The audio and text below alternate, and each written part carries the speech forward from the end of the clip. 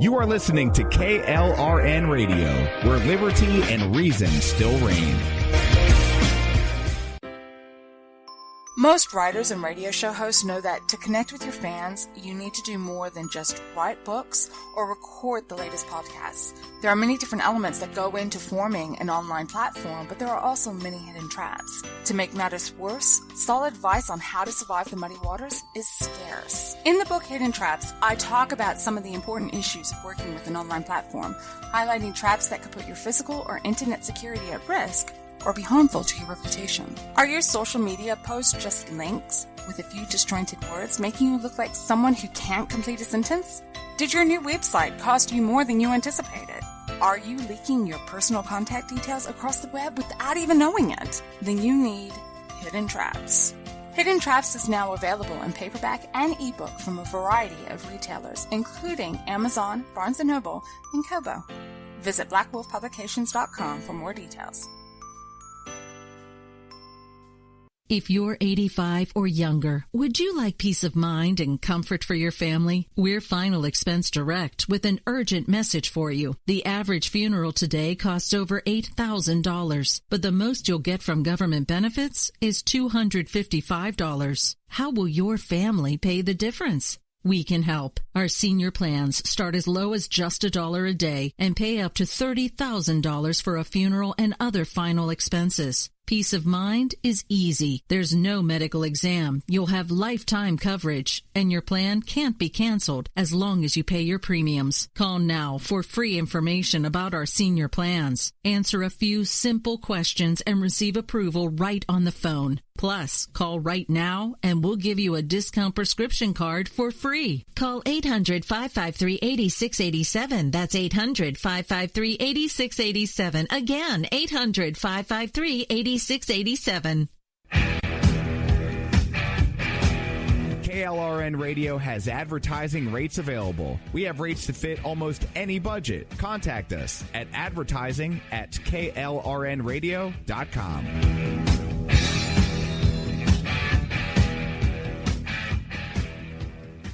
Everyone loves liberty. Our rights come from God, not the government. So why are you letting other people tell you what's best for your healthcare? Exercise your freedom with Liberty Health Share. Liberty Health Share is a community of people who voluntarily share one another's medical costs. Liberty Health Share is founded on the idea that most people truly want to help one another. Healthcare sharing allows members to do just that as a true community that supports one another in times of need. Liberty believes people should make decisions for themselves and their families. Members are able to take back the freedom to make their own decisions about their healthcare. Freedom from guilt or doubt about how your money is used. You have the freedom to direct your healthcare, not to be dictated to by bureaucrats. Stop letting others tell you what to do and join a community of like-minded people. Exercise your freedom. Join Liberty Health Share and take back the control of your healthcare while helping those around you. Call Liberty at 855-58-LIBERTY. Again, that's 855-58-LIBERTY for more information, or you can check them out at libertyhealthshare.org. Again, that's libertyhealthshare.org.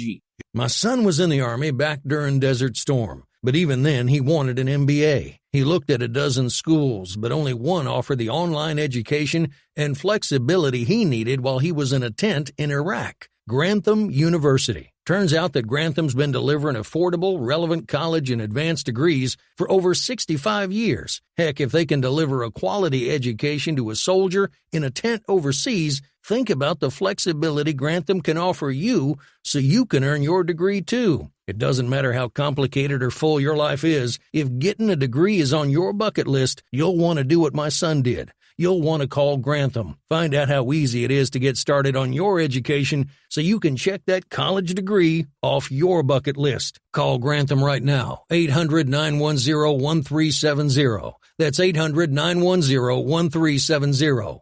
Flexible, affordable, relevant. Call 800-910-1370. At St. Jude, our family never sees a bill at all. It's like the world has been lifted off of your shoulders. St. Jude Children's Research Hospital. Finding cures, saving children. Learn more at stjude.org. Sometimes writers feel lost, unsure why a passage may not be working. The takes another set of eyes to help us nurture our writing into full maturity. At Black Wolf Editorial Services, we strive to enable writers to develop and grow, offering manuscript critiques and line edits through a mentoring editorial style. We also offer assistance on generating a writer's bio for your websites. Black Wolf Editorial Services, nurturing your writing into maturity. For a full list of services, visit blackwolfeditorial.com. You're listening to the Spark Radio Network, internet radio like you've never heard before. Innovation, creativity, and imagination are all said to begin with a spark. So fasten your seatbelt and take the ride of your life and listen for the spark. Sometimes we need to slow down and remember the simple pleasures in life. Good coffee, good books, and good company. Come on in. Take a seat. The coffee's just been brewed. Let's see who we have in the coffee shop today. What a wonderful day in the coffee shop. Now I'm looking around. Who do I spy with my little eyes? RJ Batla, how are you doing? I'm doing great. How are you doing, Jesse? I'm doing fantastic. Awesome. There's a book on the table, Fire Eyes Awakened, and it's got your name on it. It sure does. And I believe you said it was your newest, so tell me a little bit about the book. It is my newest. So it is the main series that I've got going. It's called the Centurions of Terranum is the series. But this particular book, it follows Jayton Baird. He's the main character. He's a small-town boy who gets his powers awakened, and then all kinds of shenanigans happen around that. And then they ask him to save the world, of course, so he's got to go halfway across the world to try to do that. And this is book one of a four-book series. Now, what genre is this? So it's kind of a mashup of genres. If I had to pick one, I would say epic fantasy. But really, it's a mashup of epic fantasy, sword and sorcery type with super elements of superheroes, and then Avatar: The Last Airbender, the Nickelodeon cartoon. It's really a mashup of those three. So it doesn't fit neatly into one specific genre. That sounds fascinating. Sounds like it might even have a touch of thriller in there somewhere. I hope so. I hope so. It should have a touch of thriller, a touch of humor. One of my favorite authors is Jim Butcher, and one of my favorite characters is Harry Dresden, the Dresden Files, and he's a smart aleck wizard, and I try to channel that a little bit into the main character, Jayton, when he's talking. A smart alecky character, they can be fun. Yeah, absolutely. That's kind of how my mind works anyway, so it was a little easier to write. Nothing wrong with that, RJ. So how long did it take you to write this book? All told, 10 years, but that wasn't a solid writing. So I kind of started writing, I'll say 10 years ago. I don't know the exact date. And then I put it down for a while. Life got busy. Then I picked it up maybe 7 years, put it down a while, then picked it up again 5 years ago or so. And that's really where this story started really taking shape with this set of characters and these ideas.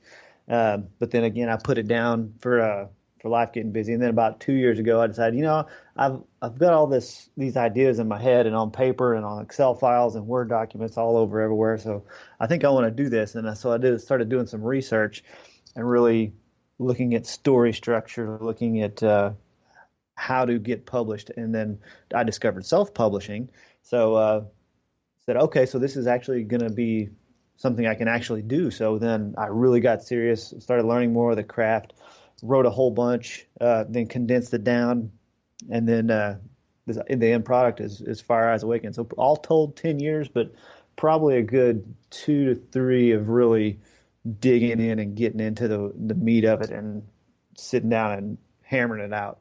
That's quite the process. And what made you already said you're self-published. What made you choose self-publish over traditional? To be honest, the control and the speed, because I could set my own release date. And then if I can't make that, I can push it out. If life gets in the way, because I have a day job too, if stuff happens and I can't write or can't get to what I'm needing to do for the book business, I can push my dates out. I don't have to do anything on anybody else's schedule other than mine and the fans, what they expecting from the book and from me. And then I can set my own price. I can do promotions.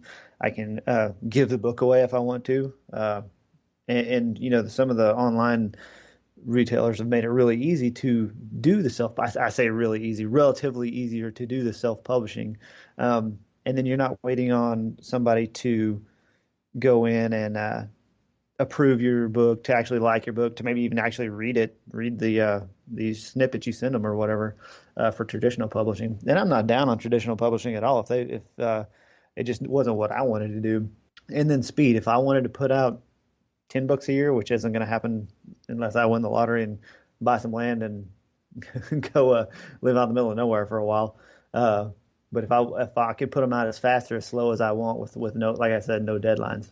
Well, I think that's great. And like I said, everybody has their own path, and that's what makes the current world of publishing so amazing. It really is. And there's, I listen to Joanna Penn's podcast a lot, and she had one recently, like maybe 2011 is really when the indie publishing, self-publishing started really picking up steam, and the quality of the books, this is her talking, has increased so dramatically that a lot of times you can't tell the self-published from the traditional published. And that's kind of my goal when I write and when I put anything out as well. Yeah, I don't want anybody to be judging on, oh, this guy's self-published, he might not want to do. No, I'm very concerned with a quality product getting out there. Well, I think a quality product is the end result for everybody. I agree. So, did you design this beautiful cover yourself? I did not. If I could show you I kind of designed the elements on how I wanted it to look, but it is literally stick figures and lines and little stars and symbols with a pen. There's no way I could do anything so beautiful like that. So you had your cover professionally done? Absolutely. Know your strengths, and drawing is not my strength. Well, they always say don't judge a book by its cover, but everybody's guilty. Exactly. That's one of your main attractors of readers is the cover. Because, I mean, anybody does that. If the cover looks nice, you might pick it up and go further. If it doesn't look like anything you might be interested in, then you just pass over it, even online when you're shopping. That's just how it works. Oh, yeah, and I am guilty of buying most of my books for my Kindle. Oh, yeah, there's nothing wrong with that. I do the same thing. I use the Kindle app on my phone because I always have it with me, and I've got a decent sized phone where it's not hard to read. But yeah, I am a big ebook proponent. But then there's other times when I want the physical thing in my hand to actually read the physical product. And especially when you start talking nonfiction books and how-to books, then I tend to gear more towards the physical. But any kind of fiction I'll usually keep on my Kindle or Kindle app and be able to blow through 10 pages if I'm sitting waiting in line for something or whatever. Well, I am guilty of somewhat the same thing. I have, like I said, the majority of my books are on my Kindle. In fact, my poor Kindle can't even hold my whole library. Oh, no. Oh, man. That's a lot of books. That's a lot of books. I'm a voracious reader. I've tried writing. It feels like punishment to me. But you put me behind the microphone or give me a book, I'm happy. Awesome. Then there you go again. A different, everybody's got their niche on what they can do and what they like to do. I'm sure I probably could write if I really wanted to put my mind to it. But like I said, I've tried this writing game a few times because I feel like I'm a little island surrounded by writers, and they're always going, write. And I'm kind of going, not for me, guys, but I'll read what you write. Nothing wrong with that. Nothing wrong with that at all. And I'll read anything that crosses my path. That's the thing. I'll give anything a few pages. I don't care. That's awesome. I've been accused of reading the cereal box on this kitchen table more than once. Hey, sometimes when you wake up in the morning, you just need something to get your brain going. More than coffee. Oh, coffee is an essential ingredient. I agree with you there. Isn't it one of the 4 food groups? If not, it should be. I think it's special. It's not even in the pyramid anymore. It's its own circle above the pyramid. It's like the sun, maybe. Well, I know my world revolves around that cup of coffee. And nothing happens before that first cup of coffee. So, I can believe it. How did you craft your character? So the main character is kind of based off me. I'm a little bit kind of goofy and smart alecky, but when it comes down to it, I've got a big, strong work ethic, and I just sit down and can hammer it out, get my hands dirty, that kind of thing. So that's kind of the mannerisms of the main character is how I base that off of. There's different races in the world. So like there's 3 different races that use water magic. There's earth magic, which is the dwarves, healing magic, fire magic, and wind, and then this energy. So a lot of the characters kind of take on qualities of their element, if you will. So like the fire race is the Phoenix, and they're generally a lot more aggressive, a lot not hot tempered, but just wear their emotions on their sleeve. Where the river water people, the Rika, they're more go with the flow, easier going, but also real forward in what they want. They'll go after it. So that's kind of how I put the mannerisms in it, and just some of it I model like off of what kind of character you would expect, like a hard-nosed sergeant or a laid back surfer dude, just kind of those kind of types of people, and then blended it from there with what I was trying to accomplish with the character, what their role was in the book. So do you have the small town county sheriff in there too? No, not yet. Not yet. That might be a future episode, if you will. Oh, that's okay. That's okay. I just had to ask. I'm actually going to write that down.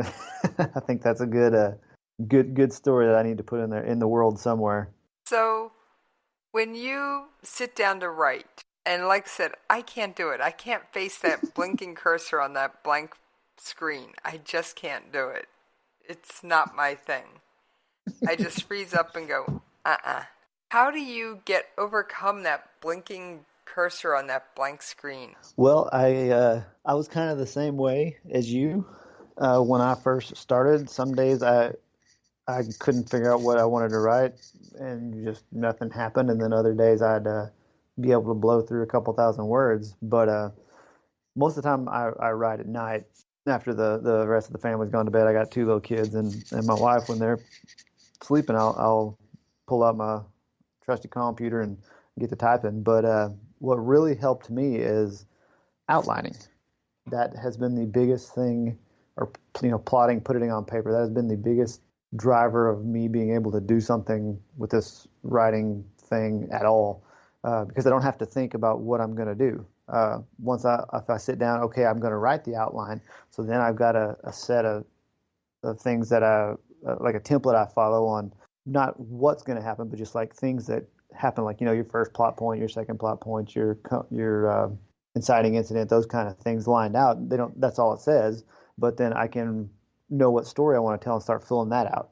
So then once I got that, I'll expand each of those sections and get more creative as I expand it. And then I'll actually sit down and actually write each of the scenes / sections as I go through. And then it changes even then as I'm writing. So it's more like the pirate code in Pirates of the Caribbean. It's more of a guideline than a rule. And it changes as the story progresses. It changes, and sometimes I got to go back to the first and change something because I wanted to do something at the end. But that's been the biggest thing for me to overcome that blinking cursor syndrome. That's very common, and I tell you, at least every author that I know has gone through that at some point. Just, what am I going to write? And when you have that outline and okay, I'm going to write a scene where Jayton has to fight some werewolves. Okay, well then I know what I'm going to write. How he beats them and how he does all that, I may not have figured out yet, or I may have some kind of ideas sketched out below it. But then I can sit down and expand upon it there. That's been the biggest thing that's propelled me to be able to actually write. So you're definitely a plotter. Definitely a plotter. Definitely. not a panther. I don't see how the people that are pantsers that can sit down and just write and let it flow and it make coherent sense. I'm amazed by that. Definitely a plotter. I've also run into this hybrid group, as I'll call them. Mm-hmm. They don't outline the way you do, but they have their main plot points, plot point A, plot point B, and plot point C. But they may not know how they're going to get from A to B or B to C. Mm-hmm. I got one of my author buddies. That's how he writes. He knows the beginning, middle, and end, but he doesn't know how he's getting there until he starts to sit down and goes. Actually, two of my author buddies are like that.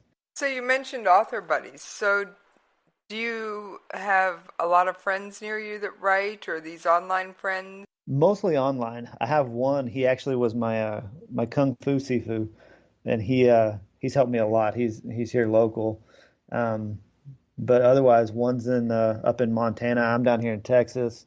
One's in Illinois. One's in Idaho. One's in Oklahoma. So they're scattered, and it's all online, mostly through Facebook messaging, just because that makes it easier. And then we all support each other, ask questions. There's a ton of Facebook groups for authors just to ask questions and help each other out. It's the indie author community is incredibly giving of information and willing to share what has worked, what hasn't worked, and what they advice, if you will. I think it's great. I really do. I think it's fascinating how you guys managed to find each other. It is, and half the time I think it's an accident, to be honest with you. Just like you're in the same comment on the same thread, and you see this what he's written. Oh, that's cool. Hey, and then you send them a message, and it just conversation flows from there. Where are you at in your author journey? What are you doing? And sometimes you'll reach out to people, and they don't respond as much. But a majority of the time, they'll be willing to talk to you and go further the relationship, if you will. I will say, I'm not a writer, but I do feel like I'm part of the author writing community because I love to read the books. Oh, yes. Writers wouldn't write anything if there wasn't anybody to read it. Well, some might, but if there wasn't anybody to read it and comment on it, that's half the fun. That's probably the most fun I have is interacting with readers and talking to them. I was messaging one the other day. He made a comment on one of my Facebook posts, and I just was messaging back and forth. And then he ended up writing a review on my book and said the author messaged me, and that's so cool that the author would actually take time to message somebody back. And I was like, wow, I love that. That's some of the coolest stuff as an author. And the best way to thank an author is to write a review, to be honest with you, or to just tell them, hey, I really enjoyed your book. It's insane the feeling you get when somebody says, hey, I really enjoyed your book. And it's like somebody telling you your kid's nice, or they're very polite and they're beautiful. It's the same kind of feeling almost. Well, I've heard more than one author or wordsmith or writer, or whatever title you want to use, describe their book as their baby. So it kind of is. I mean, it's a long process getting some of them out sometimes. So is there another book in the works? Because you mentioned series. Oh yes. I've got a bunch of outlines already written.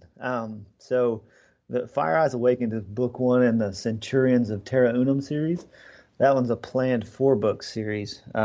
If I can get it done in 4 books, that's the plan. It may take 5, but I'm thinking I can get it done in 4. So the quest that Jayton has to go on, he has somebody from every race going on that quest with him.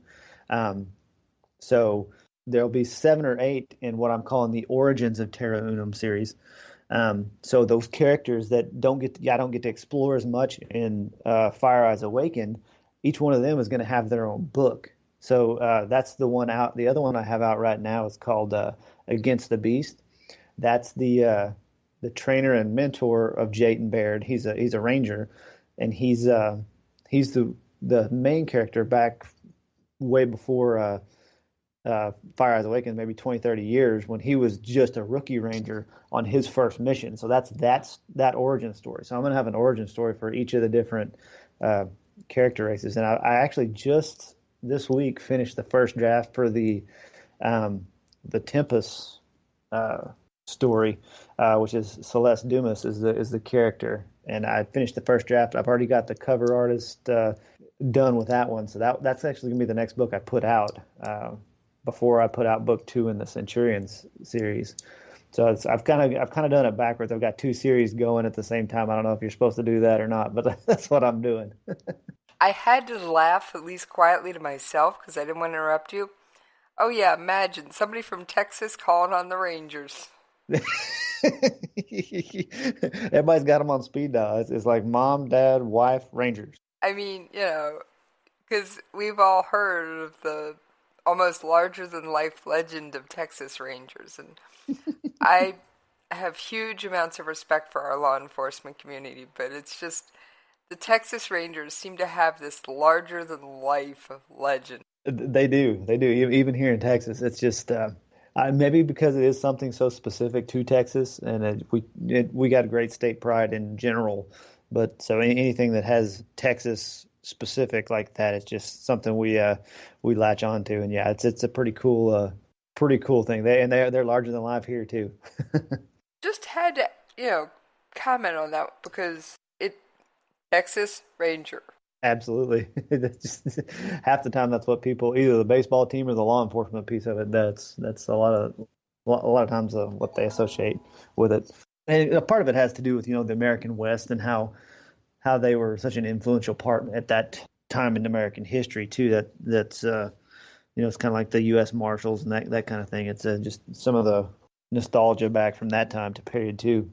So do you include any real Ranger history or facts in your book, or is it all make-believe world? No, it's all make-believe world. It's actually a future Earth set where it's not post-apocalyptic, and there's a whole different group of people, but like just there was a big in this world there's a big event where all the continents were rearranged, everything, volcanic explosions, tectonic plate movements, rearranged everything, and that's how the map in the book comes to be. And so it's almost like a new world, and at the same time all of a sudden people start being able to do these amazing things with powers over the elements and just different superpowers that start emerging. So that's where the fantasy piece comes in, and it's a new old world. How about that? Like I said, sounds fascinating. I love your descriptions.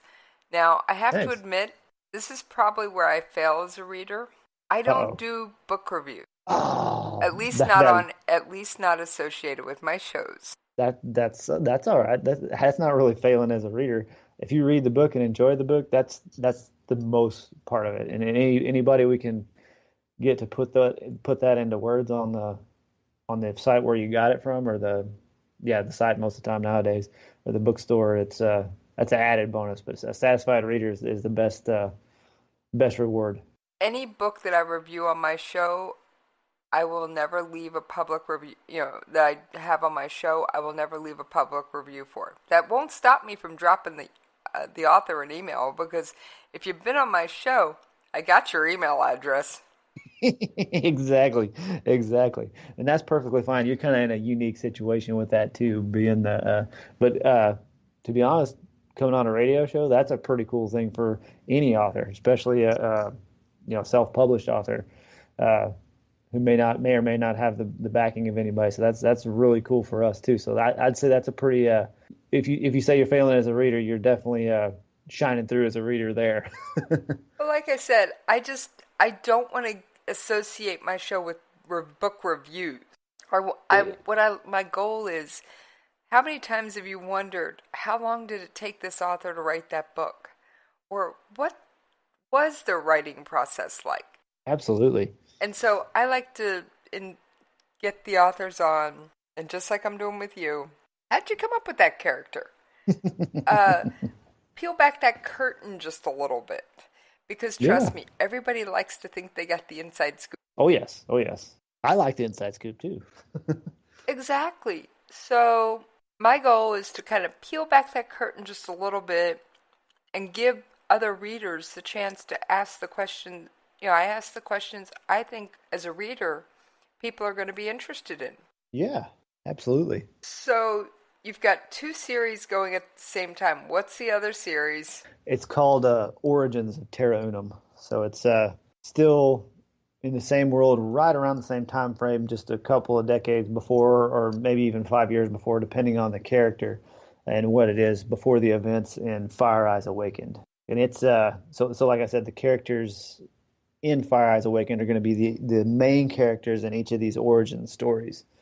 So if you liked and that also gives me a chance to explore each of the races in a different, deeper, where I don't have, I don't want to say I don't have time in the Fire Eyes Awakens book, but there's so much going on and so focused on, what the main character's goal is. We don't get to go see the elf capital in Elmendorf. We don't get to go see the dwarf capital in Clifton. We don't get to see those societies in depth that I want to explore, even myself as the writer and creator of it. I don't know everything in depth on what I'm going to put into those different societies until I'm diving into each of those origin stories, because I don't have to know it at this particular point in Fire Eyes Awakened in that series. But it gets even more creative juices flowing for me to really explore more in the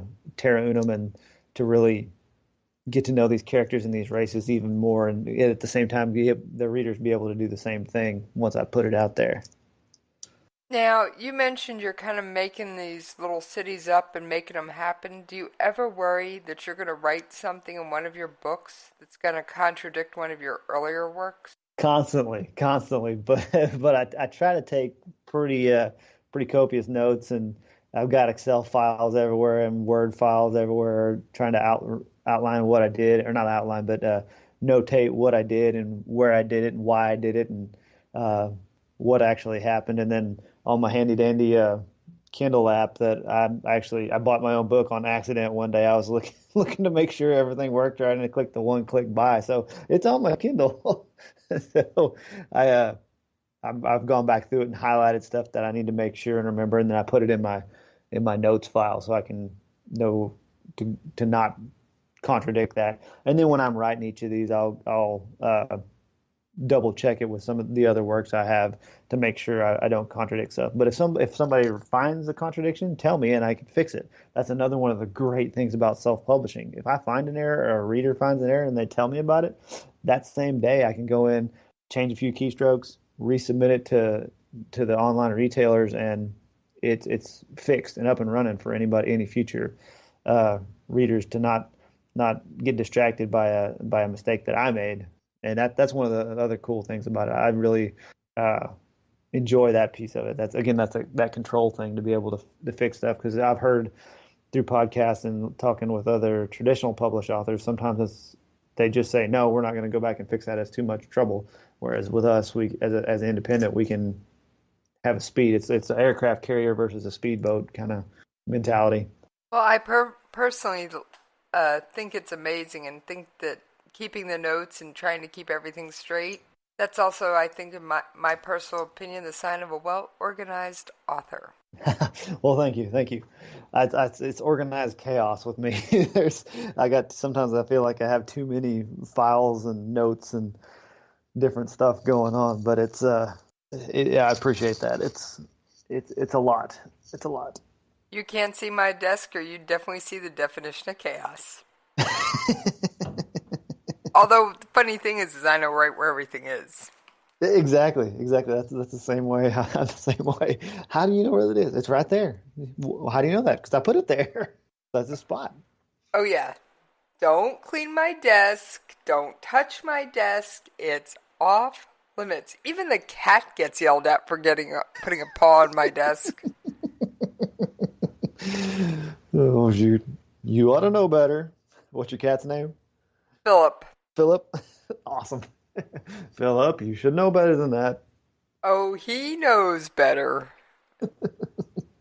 And, in fact, he makes multiple appearances on my shows as Host Kitty. That's awesome. So you actually got to record his meow? That's an old recording from when he was a little kitten, but yes. Awesome. That's cool. But I just like the way the purr mixes in with that one. Yeah, it's a really cool noise. Or sound effect, not noise. Either one. But yeah, even the cats aren't allowed to mess with my desk. And my husband, well, let's just put it this way. He values his life. Yeah, we got to know where to draw the line sometimes. Yeah, and touching the wife's desk, do you value that hand? Might draw back a nub. So, like I said, it's one of those things. My desk makes no sense. I had, a friend of mine came over. You said it was on your desk. Yes, it's to the left of the to the left of the computer, between the computer and the external drives, underneath the pile of papers.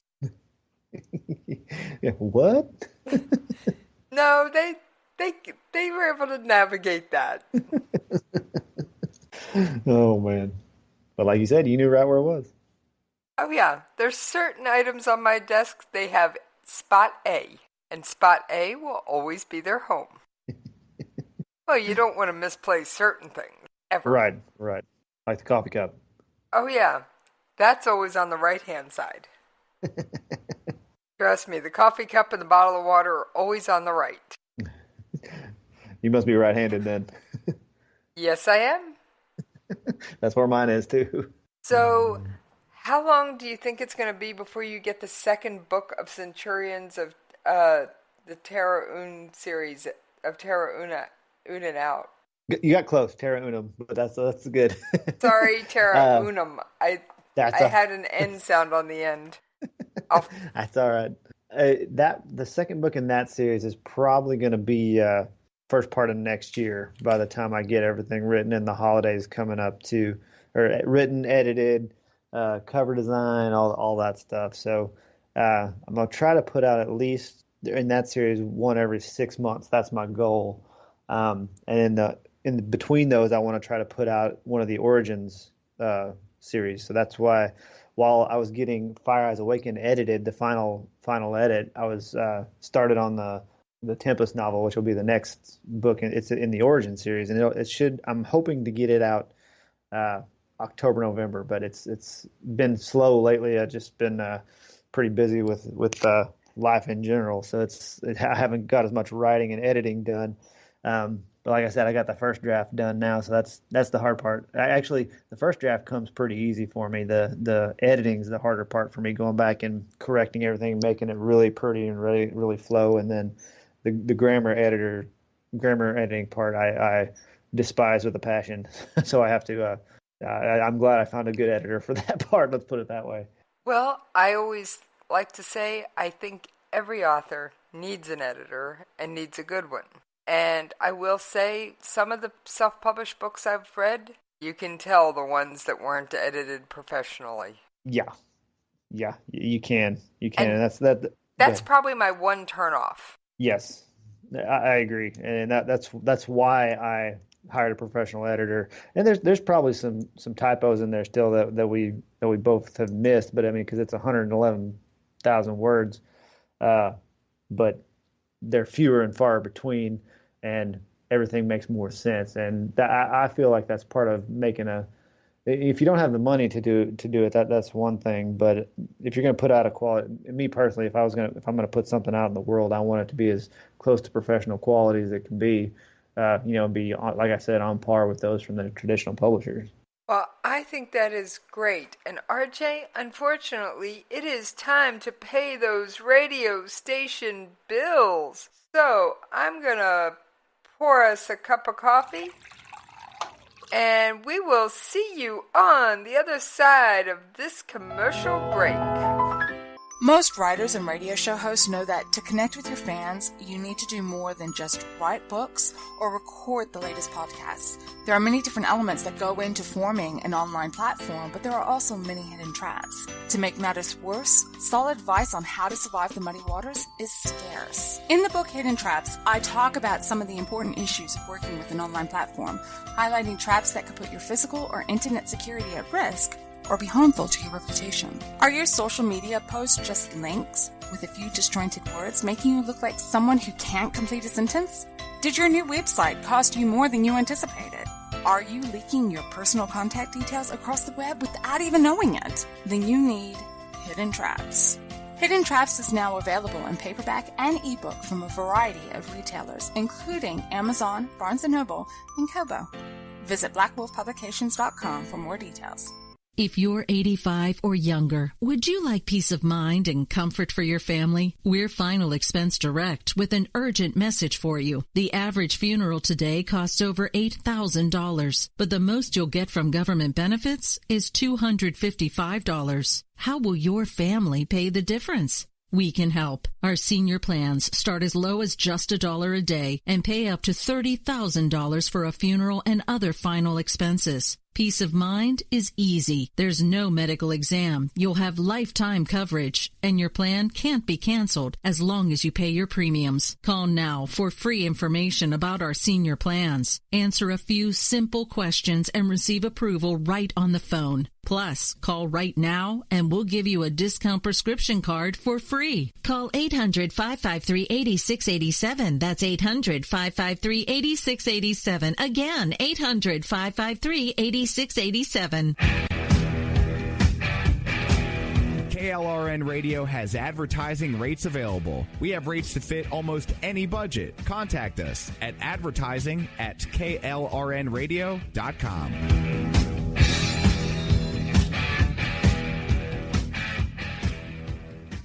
Everyone loves liberty. Our rights come from God, not the government. So why are you letting other people tell you what's best for your health care? Exercise your freedom with Liberty Health Share. Liberty Health Share is a community of people who voluntarily share one another's medical costs. Liberty Health Share is founded on the idea that most people truly want to help one another. Healthcare sharing allows members to do just that as a true community that supports one another in times of need. Liberty believes people should make decisions for themselves and their families. Members are able to take back the freedom to make their own decisions about their health care. Freedom from guilt or doubt about how your money is used. You have the freedom to direct your health care, not to be dictated to by bureaucrats. Stop letting others tell you what to do and join a community of like-minded people. Exercise your freedom. Join Liberty Health Share and take back the control of your health care while helping those around you. Call Liberty at 855-58-LIBERTY. Again, that's 855-58-LIBERTY for more information, or you can check them out at libertyhealthshare.org. Again, that's libertyhealthshare.org.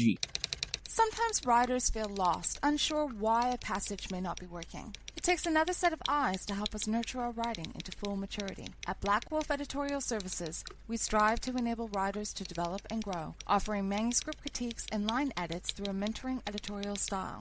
We also offer assistance on generating a writer's bio for your websites. Black Wolf Editorial Services, nurturing your writing into maturity. For a full list of services, visit blackwolfeditorial.com. All right, thank you for hanging in there with me over the commercial break. And yes, RJ is still with me, even though I stumble over the name of his world, Terranum. Hey, there you go. You got it that time. So how did you ever come up with the world?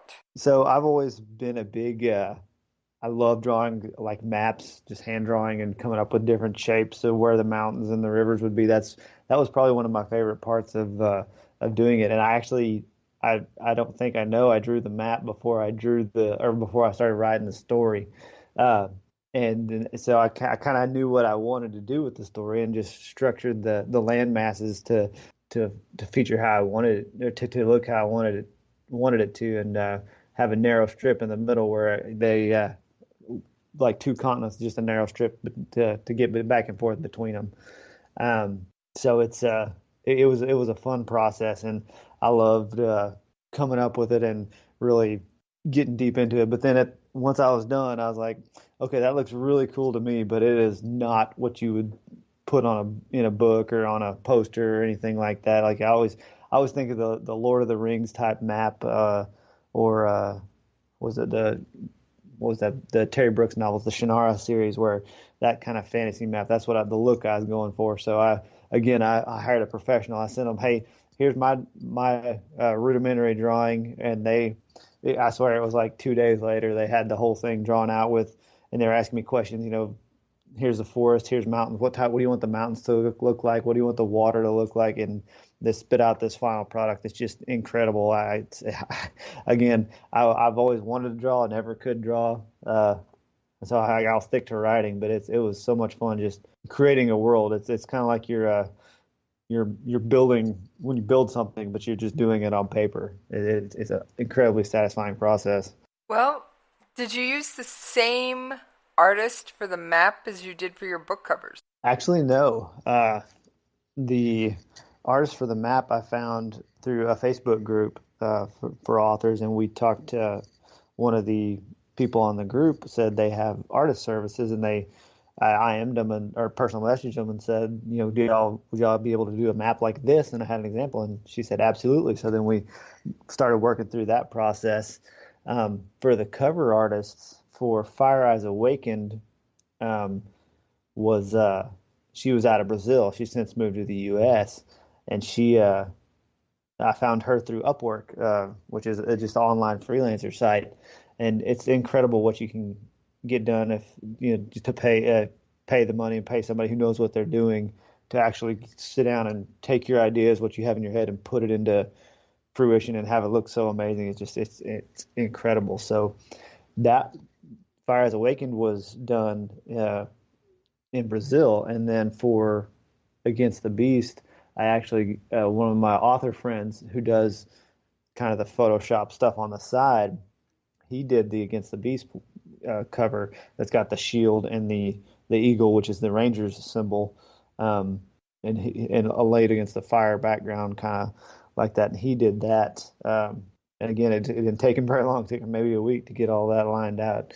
And that's another amazing thing about the world we live in with the internet. You can be talking to people around the world and be able to work with them and everybody speak the same language and be able to spit out a final product. And for some of the other Origins covers, I actually found a guy over in Europe who's going to be doing those, and he's got a couple of them going for me right now. The Tempest novel, he's got that one pretty much lined out. I think I've got to make one more decision on a smaller scale on what I want something to look like. But he's got that one, and that cover is amazing. I'm very excited to release that one to show everybody that cover. And then he's got another one he's working on for me too. So I got North America, South America, and Europe cover.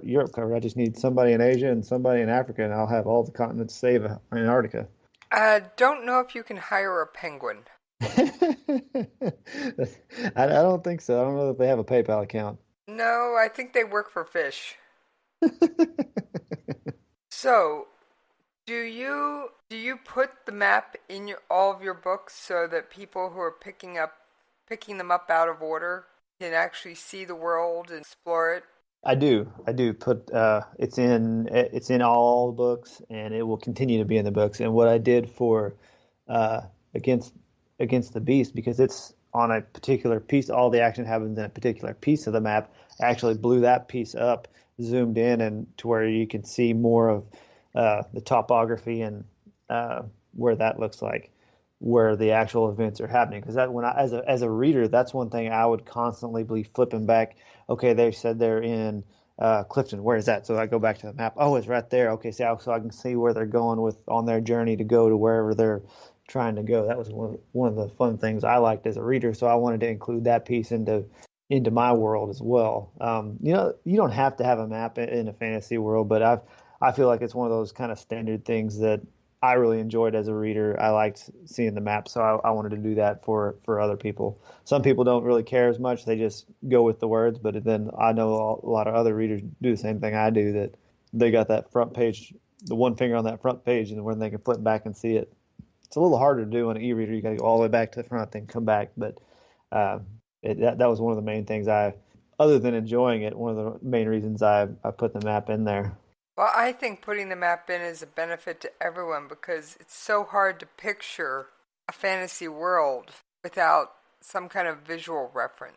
Exactly. And even if you can be the best wordsmith and describe exactly how that peninsula juts out into the land, it's a lot easier just to throw the map up there, and you can still describe it, but then they can see in their own head, okay, that's what they're talking about.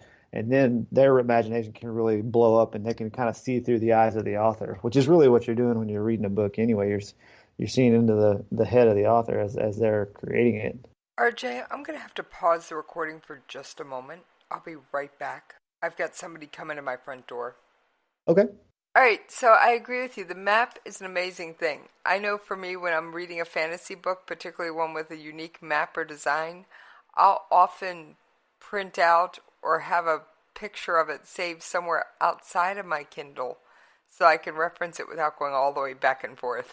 That's an awesome idea. I actually have not thought about doing that.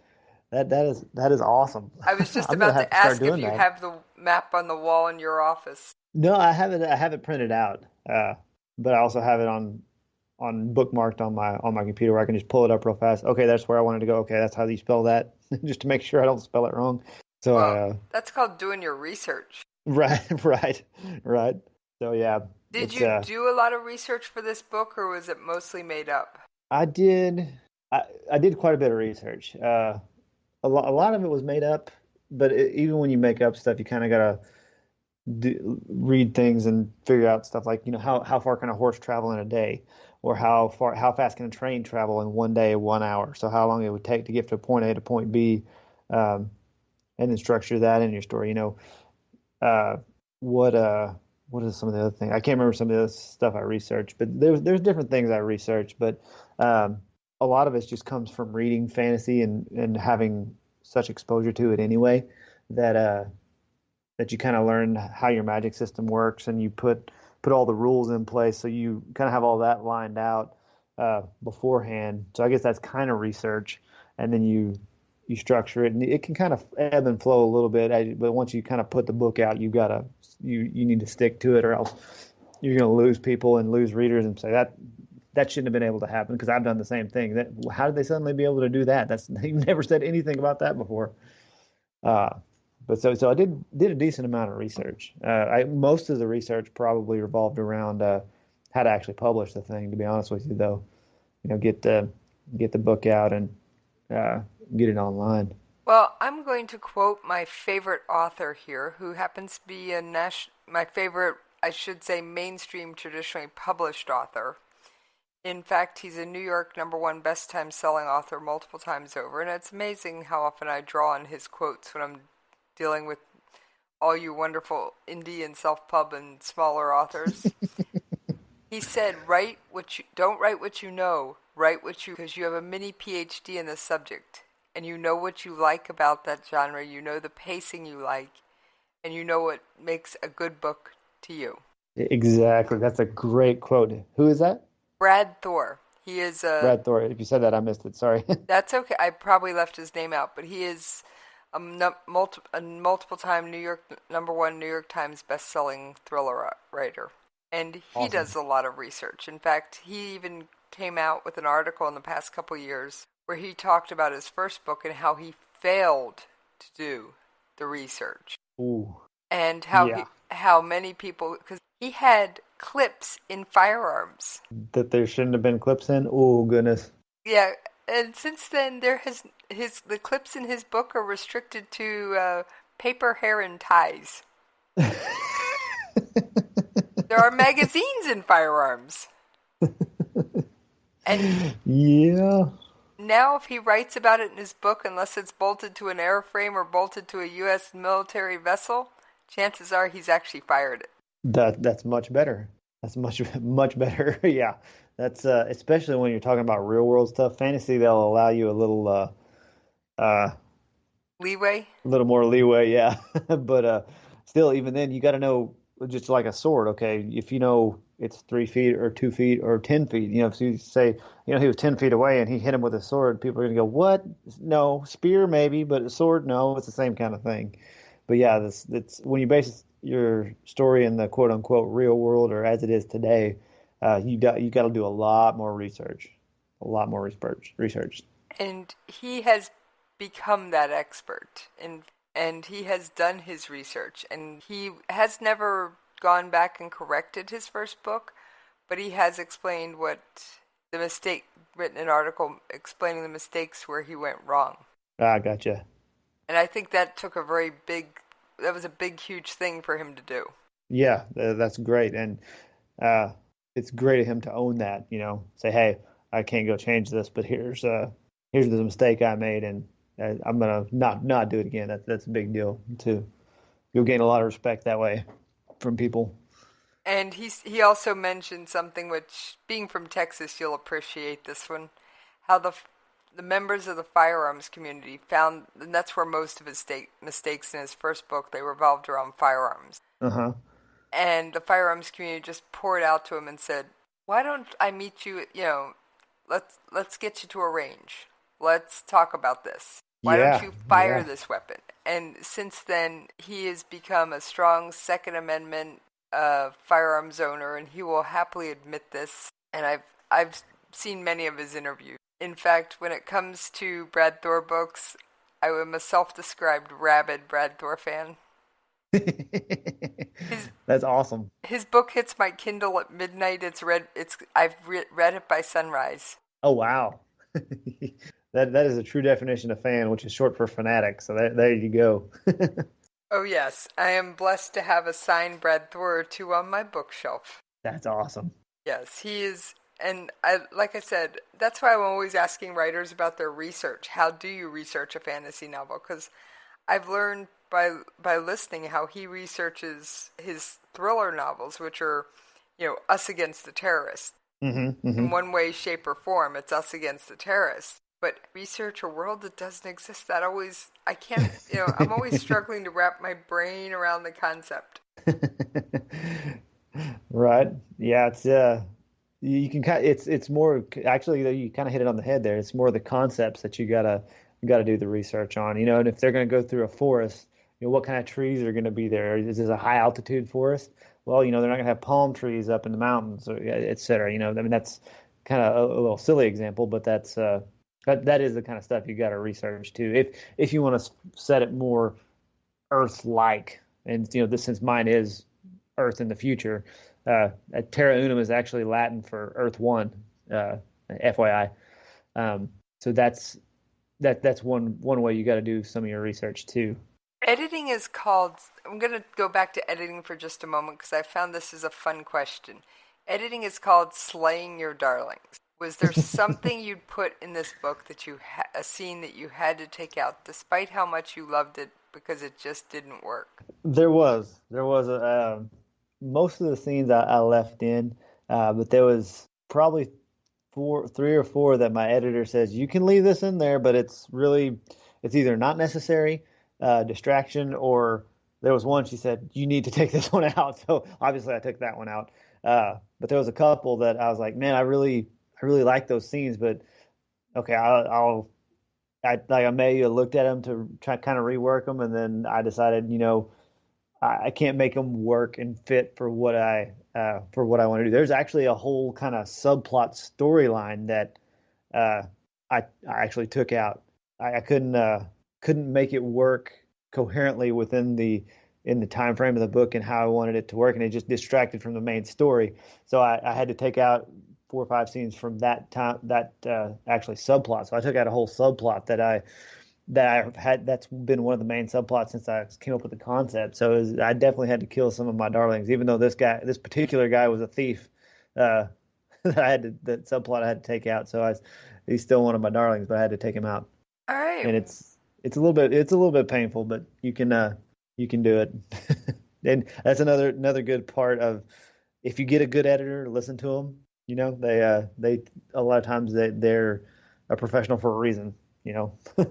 Well, I think that is great advice.